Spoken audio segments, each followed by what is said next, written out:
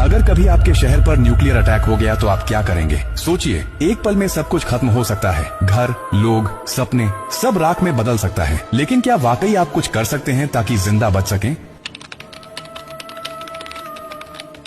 हाँ, अगर आप अभी से तैयार हैं, ये जानकारी जिंदगी और मौत के बीच की दूरी तय कर सकती है। क्योंकि जब एक न्यूक्लियर बम गिरता है तो सिर्फ धमाका ही नहीं होता, उसके बाद शुरू होता है वो खतरनाक खेल जिसे कहते हैं रेडिएशन फॉलआउट। और उसमें जो जिंदा बचता है वो भी धीरे धीरे मरने लगता है। सबसे पहले जानिए कि जैसे ही न्यूक्लियर बम गिरता है, एक तेज सफेद रोशनी आपके सामने आती है। इस रोशनी को देखना मतलब अपनी आंखों की रोशनी खो देना। आप अंधे हो सकते हैं स्थायी रूप से। इसलिए पहला कदम, जैसे ही धमाके की खबर मिले या रोशनी दिखे, तुरंत जमीन पर लेट जाइए, अपनी आंखें और कान बंद कर लीजिए और चेहरे को किसी कपड़े से ढक लीजिए। ये पहली रक्षा है। अब सवाल उठता है कि कहाँ जाएं? तो याद रखिए, अगर आपके आसपास कोई मेट्रो स्टेशन है, बेसमेंट है, अंडरग्राउंड पार्किंग है, तो वहीं भागिए। क्योंकि जमीन के नीचे रहना न्यूक्लियर फॉलआउट से बचने का सबसे कारगर तरीका है। लेकिन अगर कुछ नहीं है तो अपने घर को ही शेल्टर बनाना पड़ेगा। सारी खिड़कियां, दरवाजे बंद कर दीजिए। हर छोटी छोटी दरार को भी किसी कपड़े, टेप या गत्ते से बंद कीजिए। हवा का एक भी रास्ता नहीं खुला रहना चाहिए। अटैक से पहले या जैसे ही खबर मिले, आपके पास सिर्फ कुछ मिनट होंगे। उसी वक्त पानी भरिए, बाल्टी, बोतल, ड्रम, जो भी है।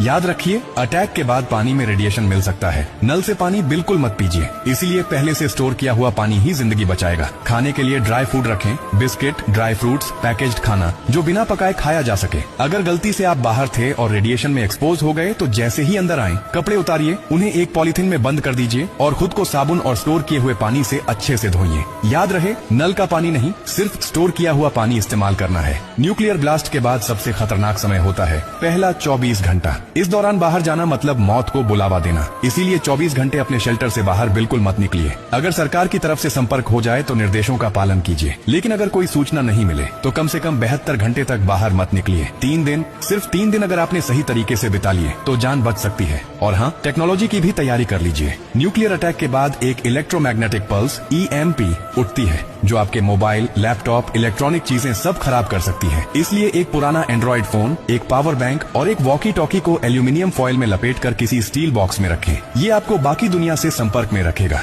सबसे जरूरी बात, घबराइए मत, पैनिक नहीं करना है। हर फैसला सोच समझ कर लीजिए, क्योंकि न्यूक्लियर अटैक एक टाइम गेम है। जो जितना शांत रहेगा उसकी जान बचने के चांस उतने ही ज्यादा होंगे। और याद रखिए, ये जानकारी सिर्फ आपके लिए नहीं बल्कि आपके परिवार, दोस्तों, पड़ोसियों और पूरे समाज के लिए है। क्या आप अकेले सुरक्षित रहना चाहते हैं? नहीं ना? तो इस जानकारी को हर उस इंसान तक पहुंचाइए जिसकी जिंदगी की आपको परवाह है। हो सकता है आपकी एक शेयर से किसी माँ का बच्चा जिंदा रह जाए, किसी पिता की आखिरी उम्मीद बच जाए, किसी बहन का भाई लौट कर घर आ जाए। और यही तो असली इंसानियत है। और हाँ, जब आप जिंदगी बांट रहे